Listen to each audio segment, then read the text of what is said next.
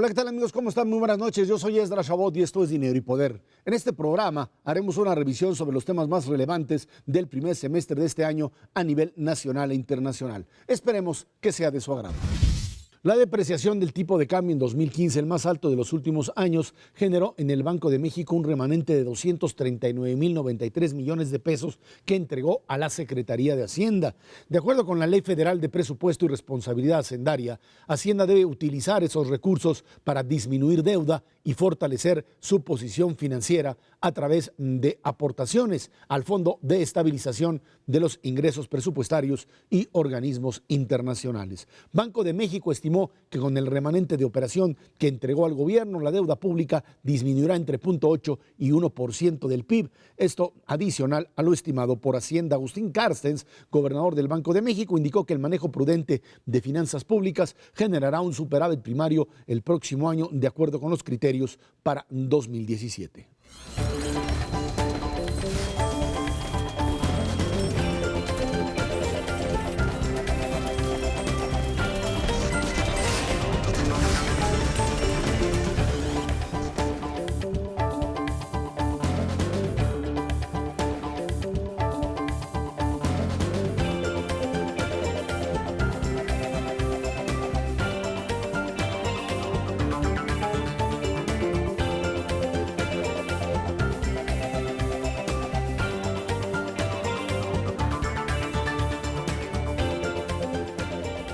El Banco de México anunció que entregará a la Secretaría de Hacienda un remanente de 239.000 millones de pesos derivado de las ganancias que obtuvo por sus operaciones en los mercados. En este contexto, la Secretaría de Hacienda anunció que inyectará 73.500 millones de pesos a Pemex para darle liquidez. Anunció cambios en el régimen fiscal de la empresa que le darán 50.000 millones más para un total de 123.000 millones de pesos. Ahora sí que carambolas de varias bandas en este asunto de la Secretaría de Hacienda. Recibe dinero de Banco de México, pues por el montón de dólares que vendió a 17, 18, 19 pesos, y esto le dio a Banco de México posibilidad de capitalizarse, Mauricio. Le sobró dinero, le entrega a Hacienda, Hacienda recorta gasto y además le da dinero a Pemex para que cubra el tema pensiones e incluso para cuestiones patrimoniales. Una jugada que me imagino no se la esperaban y le sale bastante buena, ¿no? Al menos hay quien dice que es dinero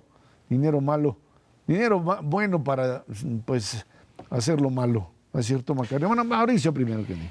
Pues mira, sí, efectivamente, el Banco de México siempre genera utilidades, es una cosa normal. Nunca pierde. Pero nunca pierde. Mira, una razón es que pues es el que emite los billetes y las, ¿no?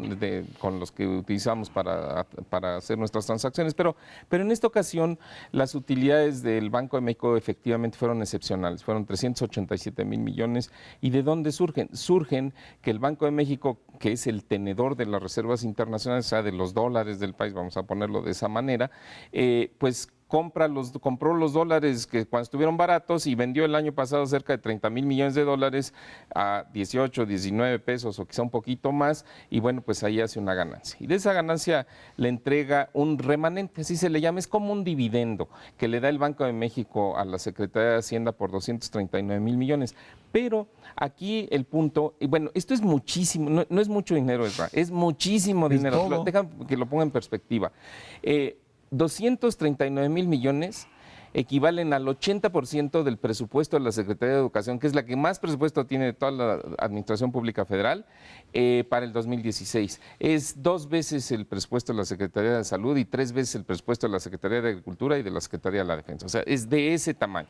Entonces, aquí la pregunta es, bueno, aunque es una situación de carácter extraordinario, ¿qué hacer con ese remanente? Ese es el punto.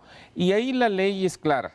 Afortunadamente existe una norma que es, pues se tiene que utilizar para 2 cosas. El 70% del remanente se va para reducir deudas, son 163.000 millones, y 70.000 millones para un fondo, como una reserva, por si los ingresos públicos se deterioran en el futuro, pues que tengas ahí un guardadito, un cochinito para de dónde sacar dinero.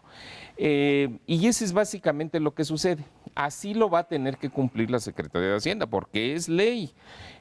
Pero esto no quiere decir que al mismo tiempo que reduce la deuda, o sea, reducir la deuda quiere decir comprar bonos que ya están ahí en el mercado o dejar de emitir nuevos bonos, pues eso le da espacio con la autorización que ya tenía la Secretaría de Hacienda para no utilizar recursos financieros en apoyo de Pemex. Y esos son los que nos anunciaron el día de ayer, efectivamente, estos 173,000 millones para capitalizar a Pemex, o sea, que tenga más capital, porque esencialmente Pemex, ya lo hemos dicho aquí, está quebrado.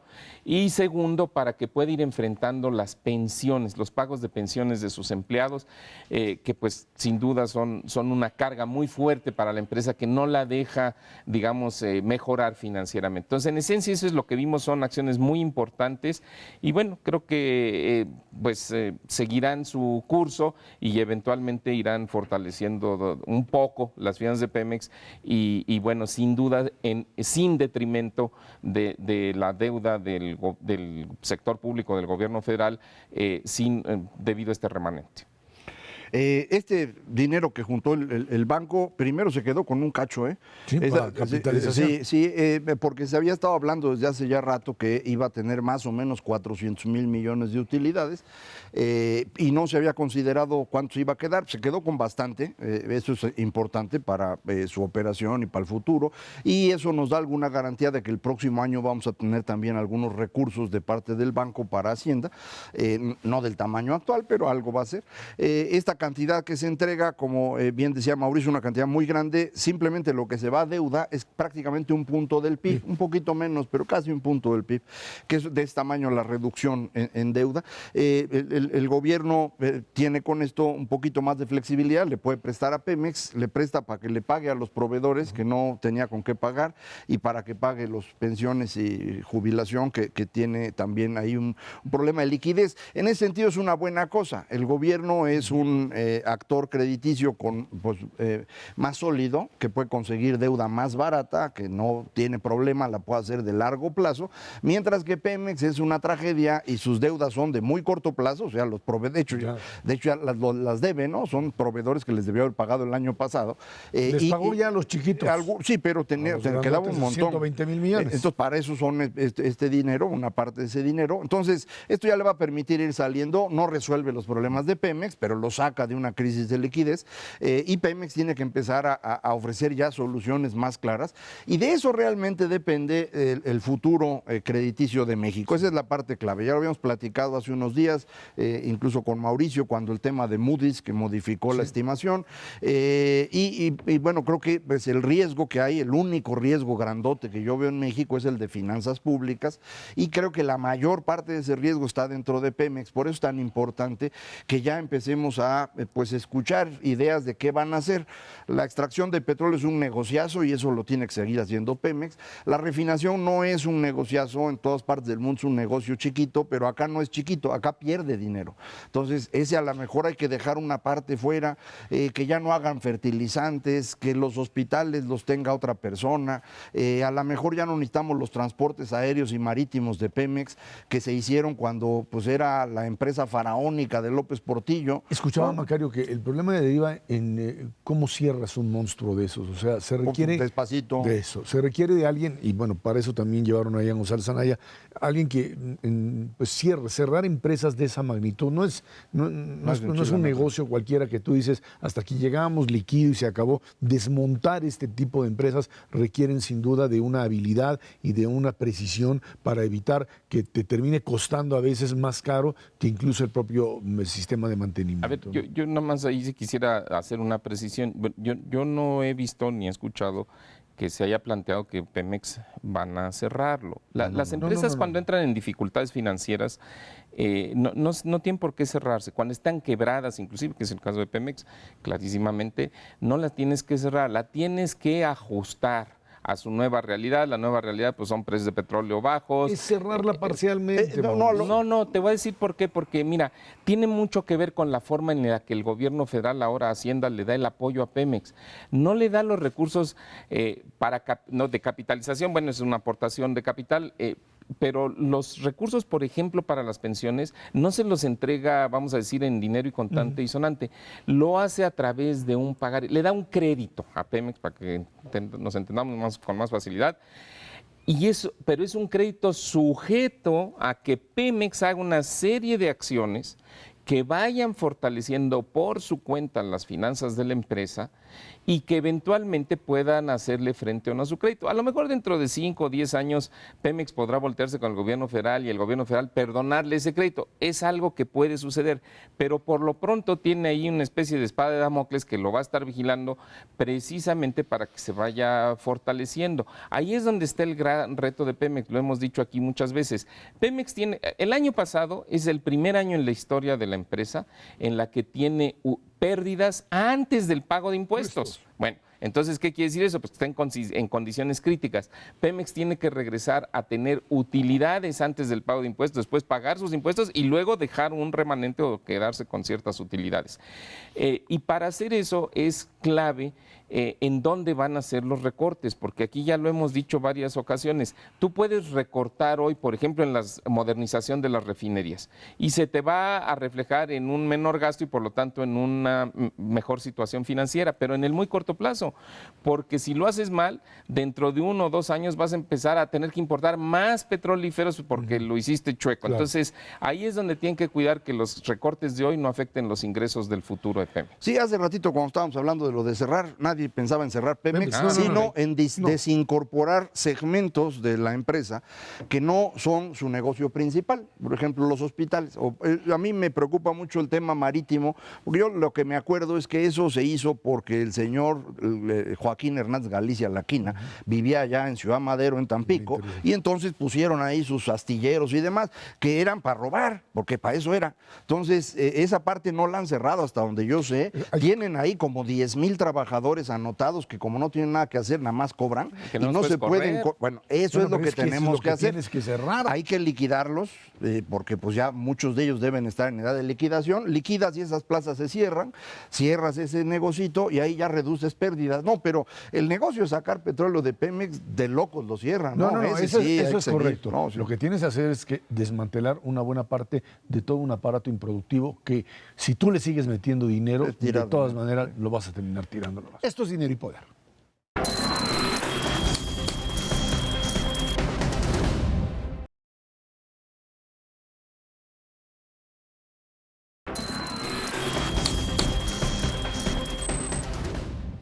El costo financiero de la deuda pública del gobierno federal se incrementó de enero a mayo 17.7% respecto al mismo periodo de 2015. En este lapso destinó 101.175 millones de pesos para pagar intereses, comisiones y gastos, que incluye obligaciones financieras propias y de las empresas productivas del Estado, como Petróleos Mexicanos y la Comisión Federal de Electricidad. De enero a mayo, también el costo de la deuda era de 83.776 millones de pesos. En conjunto, las deudas de Pemex y la Comisión Federal de Electricidad representan el 16% del sector público. Este año es difícil en materia económica para Petróleos Mexicanos y la Comisión Federal de Electricidad. Se han visto afectadas ambas empresas por la reducción del flujo de caja y el deterioro de las tasas de endeudamiento, entre otros factores.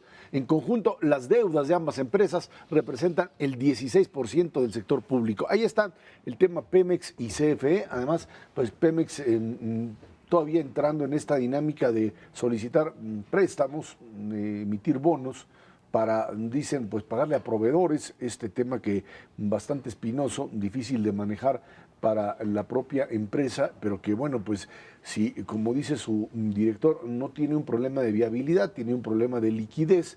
No sé bien en dónde empieza uno y dónde termina otro, en una empresa como esta, que requiere de una cirugía mayor y que suponemos es exactamente lo que están tratando de hacer, irle metiendo lo que sería no solo tijeras, sino prácticamente una reconstrucción total. Y a partir de ello tratar de encontrarle una salida a lo que deberá ser dentro de poco tiempo una empresa pública con características totalmente distintas. Y en el caso de la Comisión Federal de Electricidad, pues igual, algo que además ahí funciona ya en una dinámica totalmente distinta, cuando ya tenemos prácticamente un sector eléctrico privado que está de alguna forma pues haciendo las veces de una serie de empresas, sino de competencia todavía, sí de complementariedad con la propia CFE, Maclay. Sí, son creo dos problemas diferentes, tienen algunas cosas en común, pero son dos temas totalmente distintos. Mientras para Petróleos Mexicanos el bajo precio del petróleo y el gas es un problema, para la Comisión es una maravilla,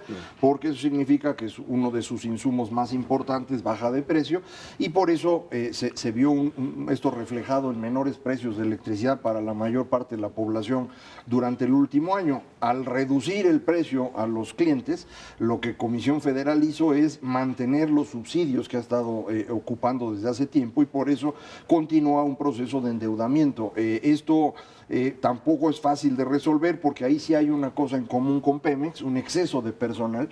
Petróleos Mexicanos tiene 150,000 trabajadores activos y 100,000 jubilados. Y la Comisión Federal tiene 90,000 activos y 40,000 jubilados. Es una cantidad brutal de personas. Creo que no necesitarían tanto personal, ya lo hemos comentado en varias ocasiones, pero también tenemos el problema de que muchos de ellos ya están jubilados, en muchos casos se jubilaron muy jóvenes por las condiciones especiales de los contratos colectivos, y esto significa que ahí van a estar, 10 años, 20 años, 30 años, y eso nos va a seguir costando a todos, porque ninguna de las dos empresas genera un flujo suficiente para pagarle a esos trabajadores, ni a los activos ni a los jubilados. Entonces, cuando dicen que es un problema de liquidez, tú bien decías, pues dónde termina y dónde empieza. Pues yo creo que no hay diferencia en este caso.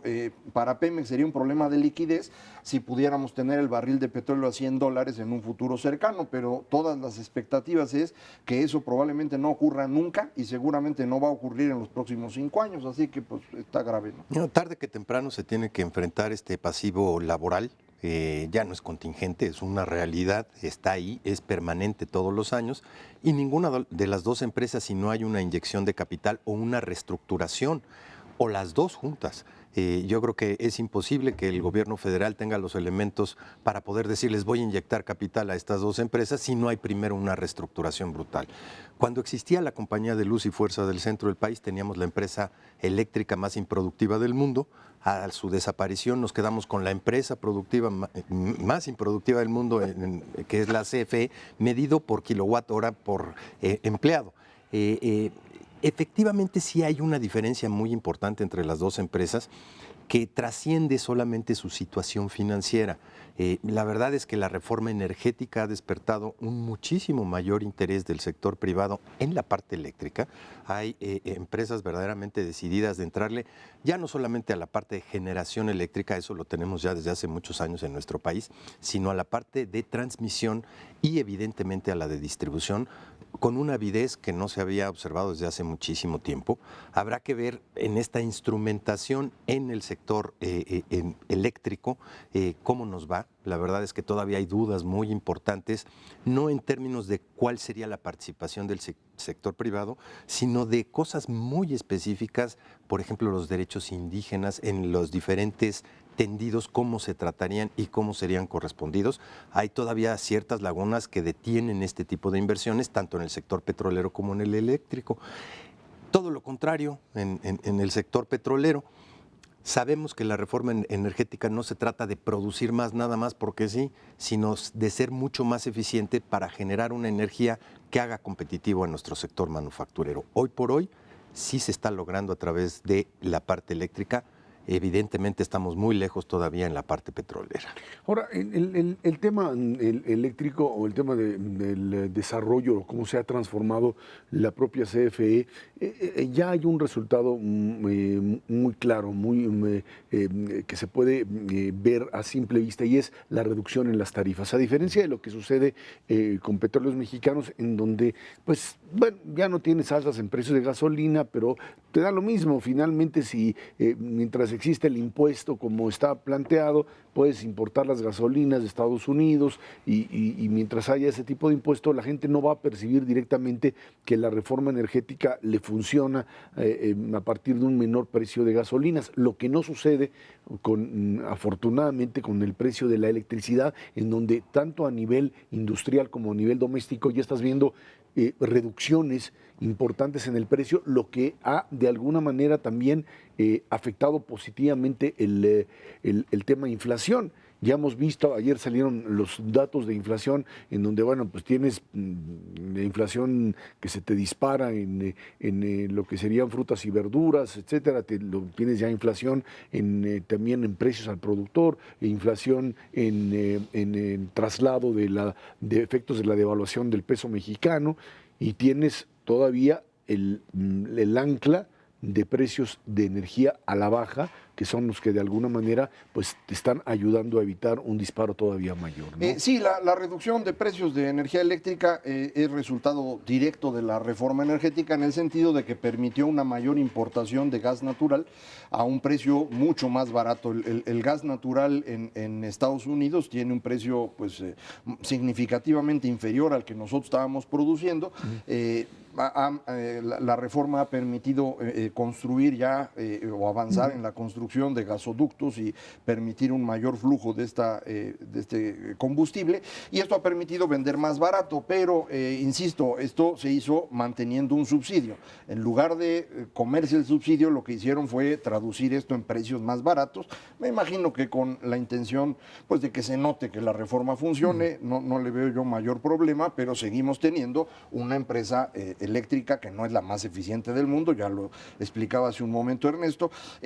Para que nosotros pudiéramos seguir aprovechando esto, requerimos que ya que pasó el efecto de haber bajado a tener un gas más barato, ahora empecemos a tener eficiencia en la generación, en la transmisión, en la distribución. Ahí es donde van a entrar estas empresas privadas que, como también decía Ernesto, ya hace tiempo, desde el Tratado de Libre Comercio, se permite la producción en México, la generación de energía, pero no su comercialización. La reforma ahora lo va a permitir, y tenemos un nuevo organismo que va a ser el subastador de energía. Esto es lo que está todavía en proceso de ponerse en marcha ya propiamente hablando, y esto va a permitir todavía, yo creo que precios más bajos hacia adelante, pero eso le va a costar a la Comisión, porque esta competencia implica que ellos van a vender menos y en consecuencia tienen que ser menos, y hay que ver cómo le hacen para eso. Sí, mucho más eficientes.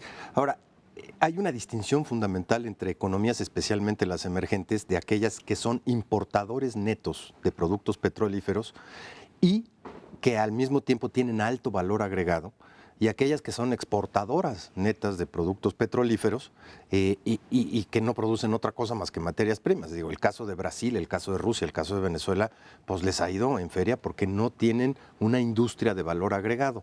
El caso de México, sí tenemos valor agregado, sí tenemos una industria de exportación donde más del 80% de nuestras exportaciones son precisamente manufacturas o algunos productos de valor agregado, pero no hemos visto reflejado esos términos de intercambio, a pesar de que somos un importador neto de petrolíferos desde el último trimestre del 2014. ¿Por qué? Precisamente porque no se ven reflejados en esos términos de intercambio menores precios de los energéticos, especialmente de combustibles.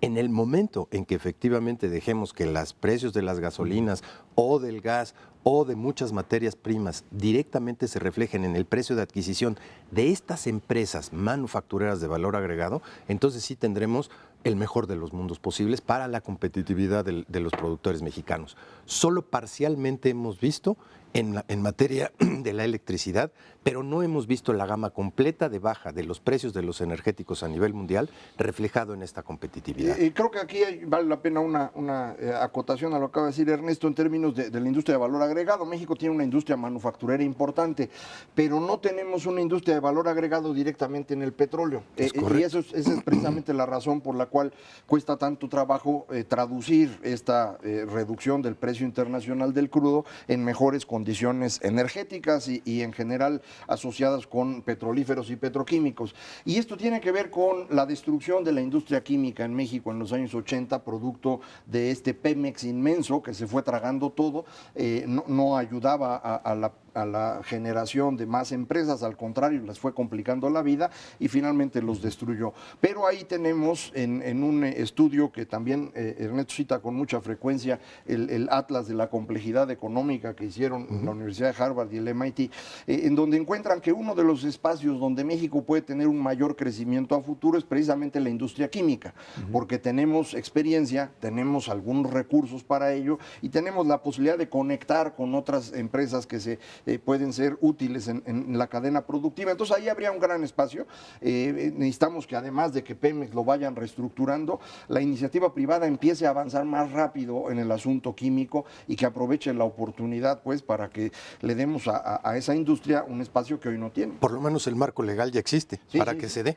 Bueno, esperemos que funcione y a partir de ello tengamos una industria, digamos, energética mucho más racional de la que tenemos. Vámonos a una pausa. Esto es Dinero y Poder.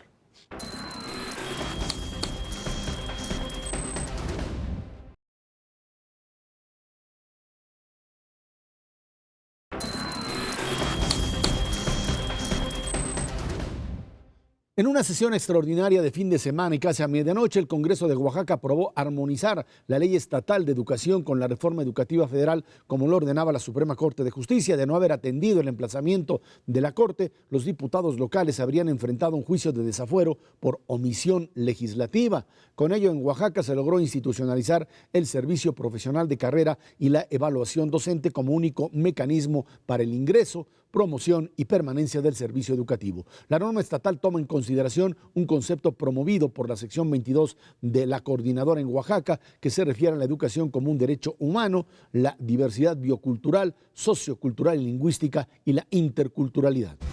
Finalmente, Oaxaca cumplió. A 6 días de que terminara el plazo que dio la Suprema Corte de Justicia de la Nación, el Congreso local armonizó la Ley de Educación Estatal con la reforma educativa, esto a nivel constitucional. Con ello, Oaxaca ya se institucionaliza, como el resto del país, el servicio profesional de carrera y la evaluación docente como único mecanismo para el ingreso, promoción y permanencia del servicio educativo. Por otra parte, pues también el fin de semana se realizó la evaluación docente extraordinaria en Guerrero para los maestros que no lo habían presentado, en la que hubo una participación ya en el total del 76% de los maestros. La CEP anunció que daría de baja a 1,300 profesores que no presentaron el examen. Creo que, pues, de alguna forma, ahora sí que dos partes de un mismo proceso. Por un lado, de forma, pues, bastante rápida, madruguete dirían algunos, tratando de evitar que la coordinadora se movilizara. Lo que hicieron fue, pues, todos los partidos políticos, a excepción de Morena, dijeron sábado en la noche, rapidito, metemos la homologación, hacer que la ley en Oaxaca se adecuara al marco constitucional y la aprueban. A la hora que se despiertan, pues ya está aprobada la ley.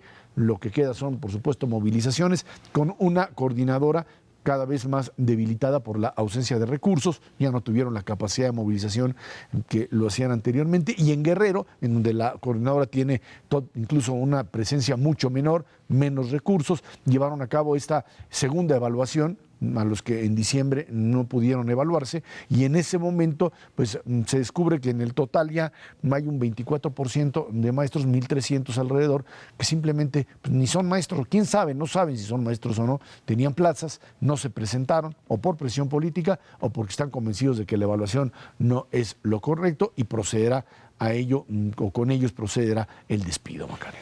Sí, la reforma educativa, como lo hemos platicado aquí en muchas ocasiones, consiste primero en que todo mundo se mueva en la misma dirección, y esa dirección es la evaluación, y había que mover a un sindicato muy grande, más de 1 millón de personas, 1,250,000, 1,300,000 miembros del sindicato. No hay forma de obligarlos a nada, era un proceso que había que seguir.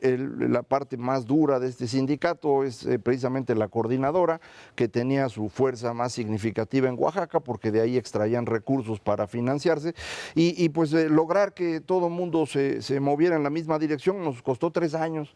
Esta es la parte que es más preocupante del asunto. Simplemente moverlos a la evaluación costó 3 años. Que la evaluación empiece a funcionar adecuadamente nos va a costar otros 3 años, porque eso significa que puedan presentar en 3 ocasiones distintas las personas que no aprueben los exámenes, Entonces, pues digo, qué bueno que estamos avanzando en la reforma, pero sí es un ritmo bastante lento. Nos vamos a llevar una generación nada más en empezar a dar clases mejor, y eso sí es un poco de tiempo, ¿no? Sí, aunque yo creo que lo que es alentador es que está caminando, como dice Macario, en el sentido correcto, hacia adelante. Ya sabíamos, es solamente un paso, es muy importante porque, bueno, pues para que los niños aprendan, los maestros tienen que saber enseñar y por otra parte también es un esquema de incentivos. Efectivamente, no había manera de obligar a los maestros por las cláusulas de su contrato laboral, pero sí les puedes dar los incentivos y yo creo que se les dieron. Los incentivos son fundamentalmente económicos, o sea, los maestros que salgan bien evaluados pues van a poder percibir un mejor ingreso. Por otra parte, los que no salgan bien evaluados tienen la capacidad de entrenarse, de mejorar, de capacitarse y eventualmente pues ir superándose. Creo que eso ha sido un paso muy positivo a la reforma. Ahora, además del tema de los maestros, pues lo que sí está pendiente y bueno, es algo en lo que se tendrá que empezar a mover la Secretaría de Educación es en el tema de los programas. Ya hemos comentado aquí en ocasiones anteriores los fondos y el programa que está emprendiendo la Secretaría de Educación para equipar mejor las escuelas. Entonces ya tienes escuelas mejor equipadas, maestros mejor equipados, pues ahora ya nomás hay que seguirle avanzando sobre el tema de programas mejor diseñados y ya ¿no? en todos aspectos, desde la cobertura de materias, la calidad de la enseñanza, la pedagogía del sistema, el método pedagógico, y sobre esa base, pues sí, yo estoy de acuerdo con Macario. Esto se va a llevar 20 años,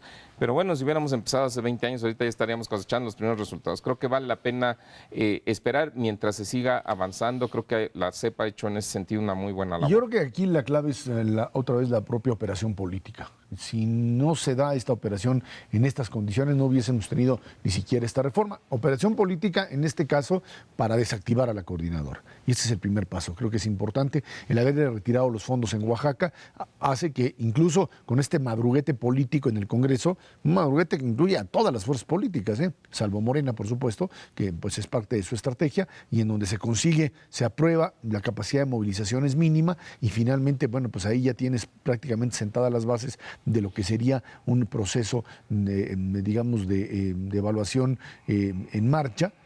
Hay quien insiste, y en Oaxaca están todavía ahí en el debate de si pues tienen que evaluarse de la misma forma a los maestros de Oaxaca que los del resto del país. Yo insistiría, puede haber especificidades en cada estado, hay niveles de estándar, hay niveles a nivel internacional de maestros que tienen que saber ciertas cosas independientemente de que enseñen a niños indígenas o enseñen a niños de Noruega o de Suecia o de donde sea. Y esta es la parte importante.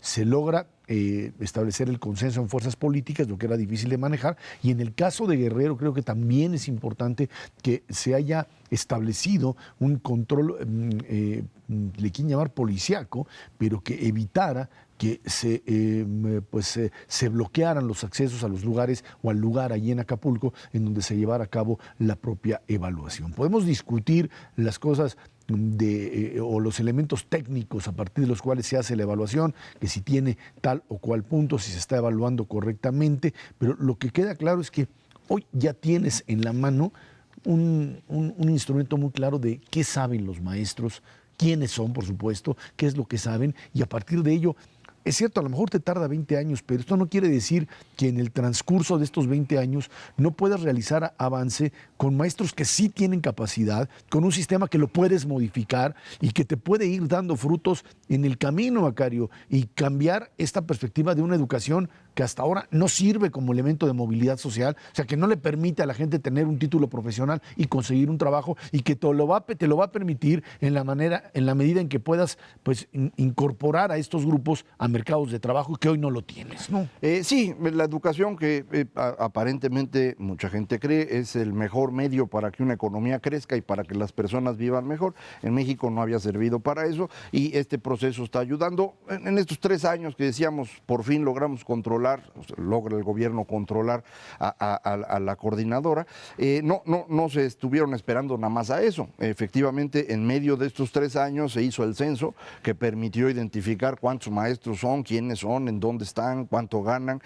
También se empezaron a tomar ya medidas desde el año pasado, estas 7 etapas que ha mencionado el secretario de Educación.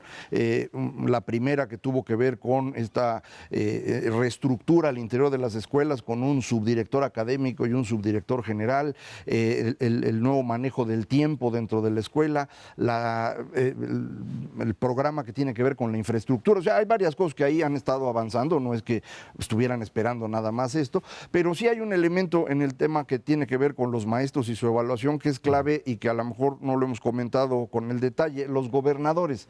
Ahí en el caso de Guerrero, en donde efectivamente hubo que utilizar, pues digamos, fuerza para poder controlar el examen y que no hubiera un problema con los de la coordinadora, el gobernador Astudillo como que no estaba totalmente convencido. En el caso de Veracruz, por ejemplo, no se han pagado las cuestiones de carrera magisterial porque ahí no hay años. Estado. Pues sí, pero el problema es ese, ¿no? Es decir, si queremos una reforma educativa que funcione, necesitas que el Estado cumpla su parte y los gobernadores no están ayudando. Entonces, no es únicamente un asunto de la coordinadora o los maestros, hay muchos elementos que hay que tomar en cuenta. Y finalmente un punto que a mí me parece importante, que es el tema de la continuidad. O sea, la reforma estaba planteada en el papel, estaba diseñada desde hace ya varios años. Al inicio de este gobierno, pues no se trata de emprender y no camina con la agilidad suficiente.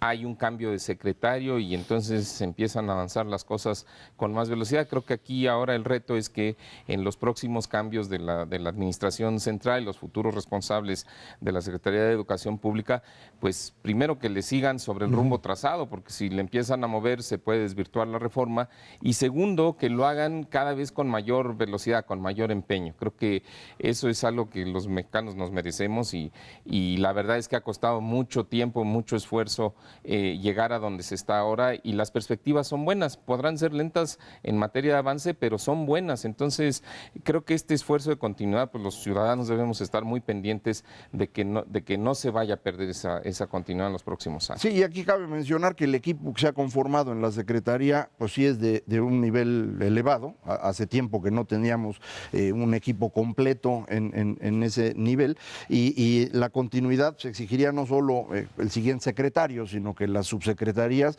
se mantengan con personas de la calidad de las que están ahora para que esto vaya funcionando. Ahora sería extraordinario que pudiéramos por fin empezar a profesionalizar los gobiernos estatales y también tuviéramos en los gobiernos estatales personal calificado en las secretarías, porque ahí el sindicato tenía el control de muchas de las secretarías de educación en los estados y eso es lo que no puedes permitir porque entonces se vuelven patrones de ellos mismos y así no va a funcionar jamás. Es que creo que ahí la clave es muy sencilla, es dejar de utilizar a la educación como un instrumento de control político. Si tú decides que la educación deja de ser un botín político para determinada cosa y la conviertes, la transformas en un instrumento social para tratar de impulsar formas de desarrollo productivo y de ascenso, bueno, pues la verdad es que sí, ahí la cosa totalmente cambia. Vámonos a una pausa. Esto es Dinero y Poder.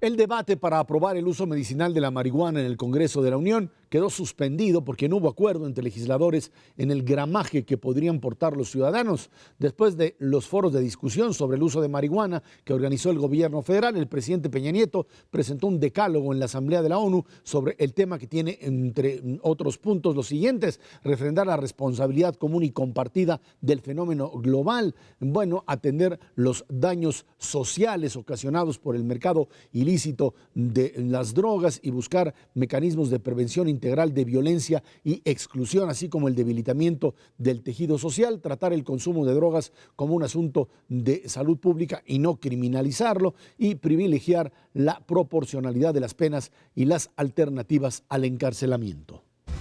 El presidente de la República, Enrique Peña Nieto, reconoció que el esquema prohibicionista del uso de drogas no ha inhibido ni la producción, ni el tráfico, ni mucho menos el consumo, por lo que se debe transitar de la prohibición a una eficaz regulación. Dijo que solo se ha criminalizado a los consumidores, apoyó la utilización de la marihuana con fines médicos y científicos. Y bueno, hay que recordar, incluso el día de hoy ya aparece con una definición mucho más clara de todos estos planteamientos hechos ante Naciones Unidas, en algo que, pues como siempre, hay quien dice, no, se quedó corto, quisiera que apareciese abanderando algo así como que la legalización total de las drogas, en algo que tiene que ser, me queda muy claro, una función de los grandes consumidores, ¿no? Mientras Estados Unidos y Europa no aparezcan diciendo claramente qué es lo que van a hacer en sus respectivas sociedades, donde los altísimos niveles de consumo requieren de este tipo de regulaciones. En el caso mexicano, creo que hay un avance importante. Ahí están los foros realizados a cabo,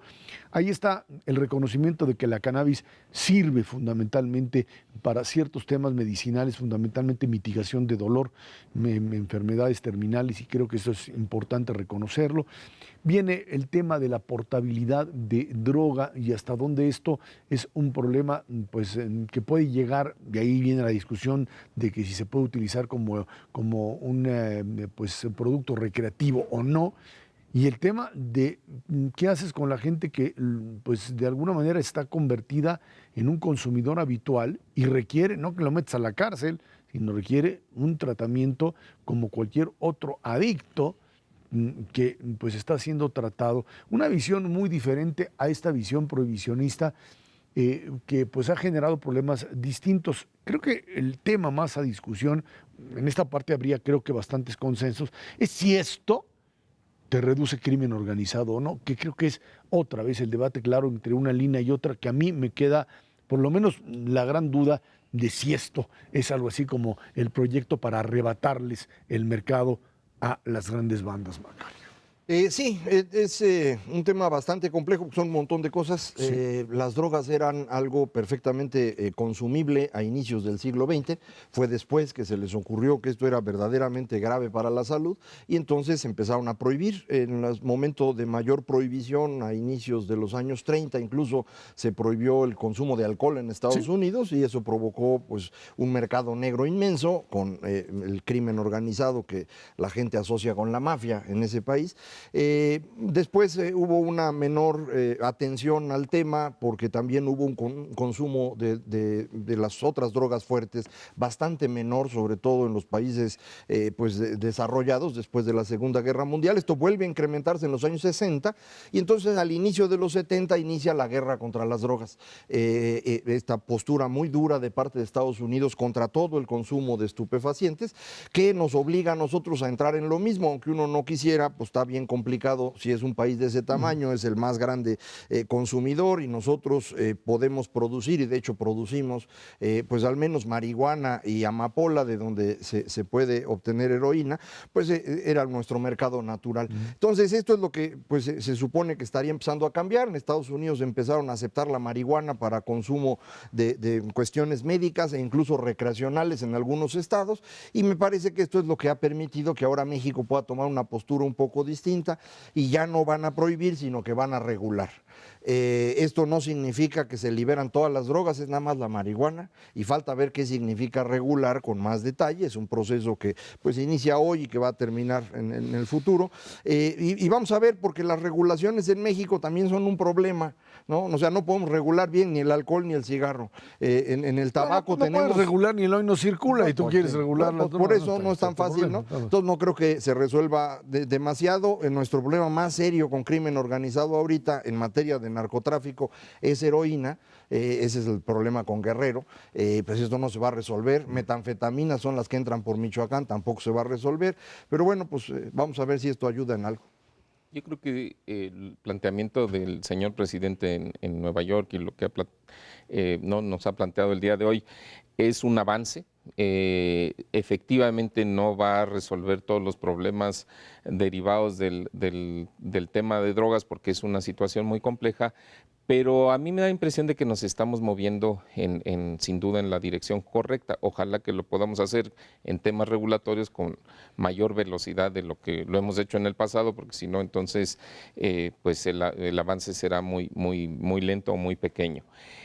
Tú preguntabas algo, Esra, que es una duda que yo he escuchado de muchas personas, de si esto va a reducir reducir significativamente el crimen organizado, tratándose, digamos, de una mayor flexibilidad en el tema de la marihuana. Y para utilizar el ejemplo que mencionaba Macario, que de la prohibición del alcohol en los 30 en Estados Unidos, en donde efectivamente se prohíbe el alcohol, esto da lugar a un mercado muy interesante, porque la gente no dejó de consumir alcohol, simplemente estaba prohibido y eso hizo ricos a muchos grupos de crimen organizado. Finalmente se decidió pues que había que despenalizar el uso del alcohol y fue una manera como todos estos grupos de crimen organizado desaparecieron. Pero lo que hicieron en los Estados Unidos en ese momento fue despenalizar el uso de todo el alcohol. Eso hubiera sido hoy tendríamos una situación muy diferente si, por ejemplo, nada más hubieran despenalizado el uso del whisky o el uso de la ginebra o el uso del vodka y lo demás lo hubiera continuado prohibido. Te prometo que hoy los grupos de crimen organizado serían infinitamente más grandes de lo que fueron entonces. Y creo que esto es una lección que aplica para el mundo de las drogas. En el caso de la marihuana, efectivamente México es un exportador neto de marihuana.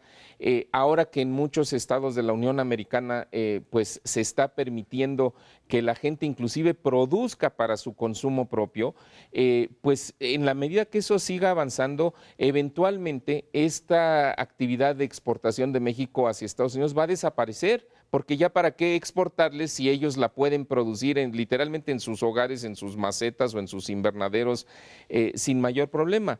Y la gran pregunta es qué va a pasar aquí en México, que todas estas personas y grupos de crimen organizado que están dedicados a exportar marihuana tienen los camiones, tienen los contactos, tienen el dinero y tienen todo para seguir en el negocio de las drogas simplemente cambiando de giro. Decía Macario, la heroína es una posibilidad, pero hay muchas otras, anfetaminas, etcétera. Entonces, la coca, por supuesto, aunque ha bajado el consumo de coca en los Estados Unidos, y nosotros no producimos, ahí nada más vendemos. Entonces, aquí el punto es...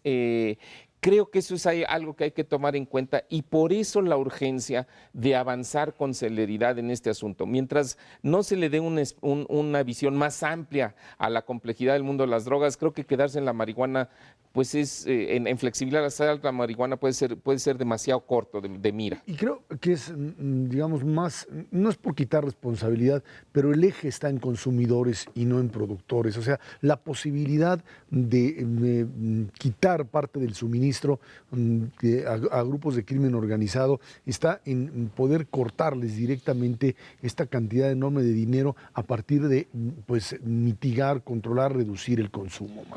Sí, efectivamente el consumo es parte significativa del problema, pero la otra parte que es muy importante es también la capacidad que tiene el Estado de controlar esto. Y ahí es donde nosotros tenemos el problema. Es decir, nuestro problema de crimen organizado no tiene que ver tanto con narcotráfico como se cree. Es un problema de crimen organizado. Los señores tienen portafolios de negocios. Uno de ellos es el narco y específicamente la marihuana. Pero secuestro, los apuestas, tienen secuestros, tienen el cobro de derecho de piso. Y ahí pues el Estado mexicano ha sido incapaz. No se le va a quitar lo incapaz por fumar marihuana a nadie, ¿no? Creo yo. Entonces esto no va a resolver el problema. Tampoco está mal, está bien esto, mientras más libertades tenga una persona para decidir qué hace, en mi opinión es mejor. Hay que regular para que haya el menor daño posible a terceros, pero pues esto no resuelve nuestros problemas, ¿no? Los problemas de México tienen otro origen, son problemas más amplios, como decía Mauricio, y entre ellos pues está la incapacidad del Estado, creo yo, por falta de recursos, por una estructura inadecuada y otras razones, ¿no? Ahora, cuando se habla finalmente de un cambio en lo que sería la visión del Estado mexicano, sí hay que entender que es parte, cierto, de una presión social, pero también a nivel internacional el reconocimiento de que las cosas como se manejaron no funcionaron, y creo que esto es fundamental porque si seguimos en esta misma línea, lo único que estamos haciendo es reproduciendo algo que definitivamente está haciendo que el negocio sea de otros y el consumo sea todavía mayor de lo que se está Y yo creo que es suponiendo, una ¿no? gran sorpresa de los anuncios que hizo el presidente Peña Nieto en Nueva York, de prácticamente reconocer que la guerra contra las drogas como tal es un fracaso y que entonces hay que darle un nuevo enfoque, plantearlo en esa reunión frente a otros jefes de Estado y ¿no? Así que con todo el mundo, ¿no? A la expectativa. Me parece que es algo que a la larga va a ser muy positivo para México y para los otros países en el mundo. Y también el tema de la cooperación internacional es Sin que duda, el en eso presidente está. subrayó Pero mucho. que es distinto la guerra contra las drogas que la guerra contra el crimen organizado. Son dos Ah, sí, cosas son dos cosas distintas. diferentes. Está aprovechando la circunstancia el presidente y está bien. Ahora, lo del crimen aquí también hay que entrarle y es otro problema. Mauricio González Macares, que tiene muchas gracias. Gracias a usted que nos ve y nos escucha aquí en Canal 11 todos los jueves a las 10 de la noche, Dinero y Poder. Estamos en la radio Noticias MBS en el 102.5 del FM de lunes a viernes de 5 a 7 de la noche. Por nuestra parte, muchas gracias y muy buenas noches.